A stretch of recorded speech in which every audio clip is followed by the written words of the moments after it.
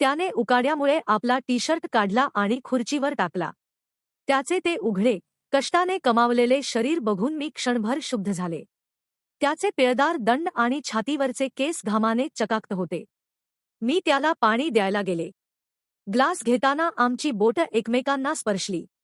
तो स्पर्श इतका गर्म आणि जिवंत होता की माझ्या हाताला कंप सुटला. सकाळचे 10 वाजले होते. घराची अवस्था बघून मी कपाळावर हात मारला होता, पण अक्षय, माझ्या नव्याचा मित्र, आल्यावर वातावरणात जणू उत्साह भरला. तो दिसायला एखाद्या ग्रीक देवतेसारखा रांगडा होता. त्याचे पिळदार शरीर आणि चालण्यातला आत्मविश्वास बघून माझं मन पहिल्याच क्षणी किंचित विचलित झालं. आम्ही कामाला सुरुवात केली. त्याने हॉलमधील जड फर्निचर हलवायला घेतलं.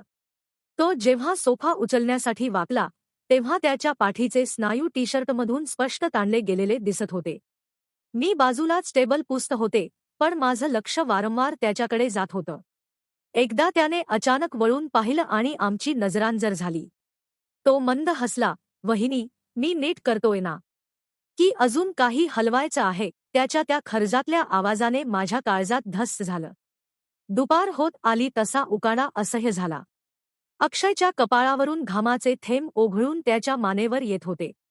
त्याने उकाड्यामुळे आपला टी शर्ट काढला आणि खुर्चीवर टाकला. त्याचे ते उघडे, कष्टाने कमावलेले शरीर बघून मी क्षणभर शुद्ध झाले. त्याचे पिळदार दंड आणि छातीवरचे केस घामाने चकाकत होते. मी त्याला पाणी द्यायला गेले. ग्लास घेताना आमची बोटं एकमेकांना स्पर्शली.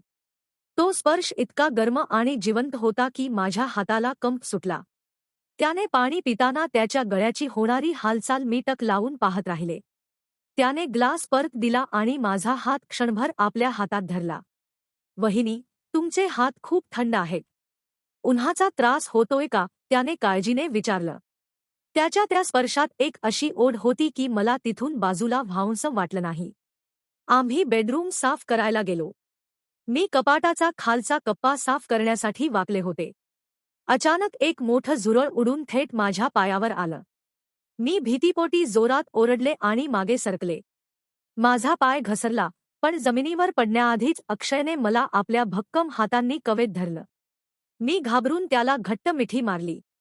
माझं डोकं त्याच्या उघड्या छातीवर होतं. त्याच्या अंगाला सापनाचा आणि घामाचा एक संमिश्र पुरुषी गंध येत होता, जो मला वेड लावत होता. त्याने मला सावरण्यासाठी कमरेत हात घातला आणि मला स्वतःकडे ओढलं. वहिनी, नका घाबरू. मी आहे ना, तो माझ्या कानाजवळ झुकून कुजबुजला. त्याच्या श्वासाचा गर्म स्पर्श माझ्या मानेला जाणवला आणि माझ्या अंगावर शहारा आला. आम्ही काही काळ तसेच होतो. माझ्या हृदयाचे ठोके त्याच्या छातीला जाणवत होते आणि त्याचे ठोके मला.